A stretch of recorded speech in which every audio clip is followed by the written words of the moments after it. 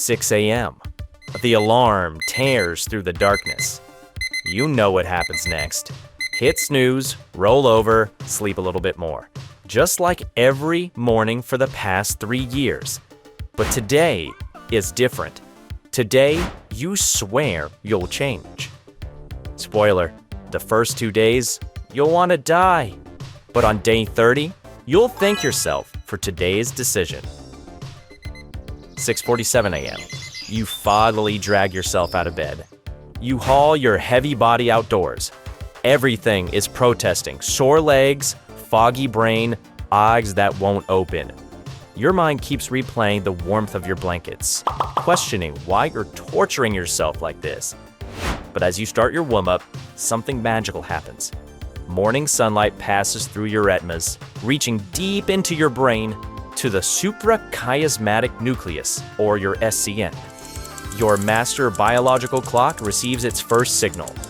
A new day has begun. Cortisol starts secreting. You can't feel it yet, but your body is quietly adjusting its time zone. By the way, timeline sponsored this video. We'll talk about optimizing cellular recovery at the end. For now, day 3. By day 3, a subtle change appears. You wake up 2 minutes before your alarm.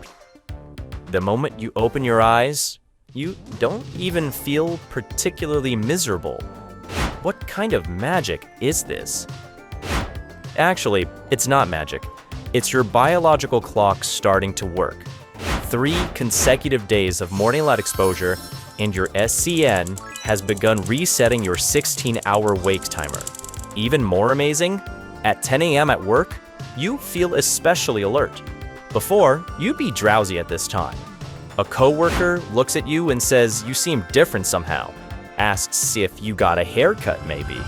You just smile, not explaining that you've sold your soul to 6 a.m. By day 5, you actually wake up with a hint of anticipation. The feeling is strange, but not unpleasant. When sunlight hits your face, you think for the first time, maybe I really can keep this up. Then, on day 6, you wake up to gray skies outside. Open the curtains. It's raining. Your brain starts making excuses.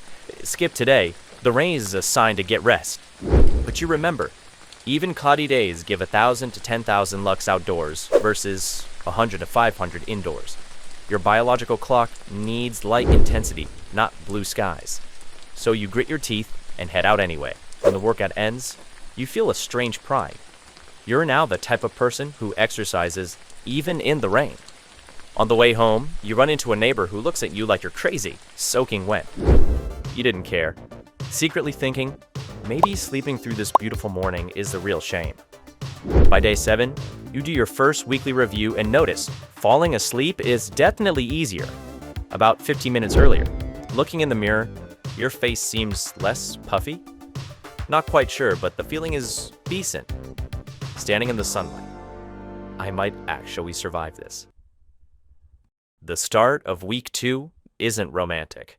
No dramatic changes, legs still ache, alarm is still annoying. You look in the mirror wondering why your abs haven't appeared after a whole week of dedication. But invisibly, changes are happening. Your liver's glycogen depletion patterns during morning exercises are optimizing. Fat oxidation capacity is quietly improving at the cellular level. These changes are just too subtle for your eyes and scale to detect yet. Day 10. Tough work day, lots of frustration. But that night you realize, no anxiety, no real sadness. You just handled it.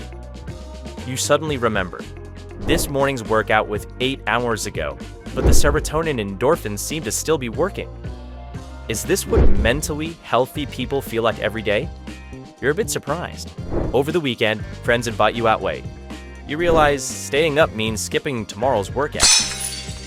You go, but you leave early. They laugh at the change, but you know your priorities have shifted. Day 13, 3 p.m. at the office. You suddenly notice something. You're not tired. Usually at this time, you need a third cup of coffee to make it through. But today, you're actually energized. You wonder what magical supplement you took this morning. Then remember, it's just the pain of 6 a.m. every day. By the end of 2 weeks, you take stock. sleep cycle is noticeably better. Now you naturally want to sleep around 10 p.m. The morning alarm no longer feels like a violent assault. A few times you even woke up 5 minutes before it rang. Serotonin pathways established. More importantly, this thing is starting to feel normal. Day 15. A stranger on the street suddenly compliments you.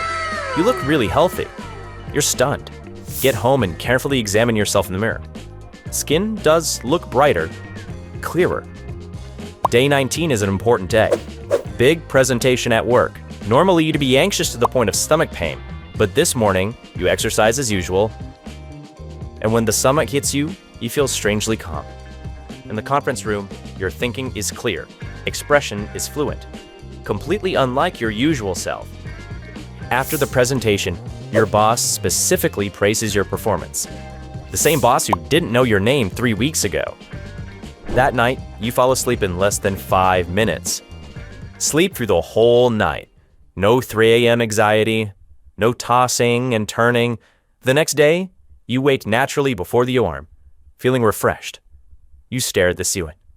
Is this how normal people sleep every day? By the end of week 3, you've crossed the habit formation threshold. Several people comment that you're glowing. Energy levels stable all day. Stress doesn't overwhelm you like before.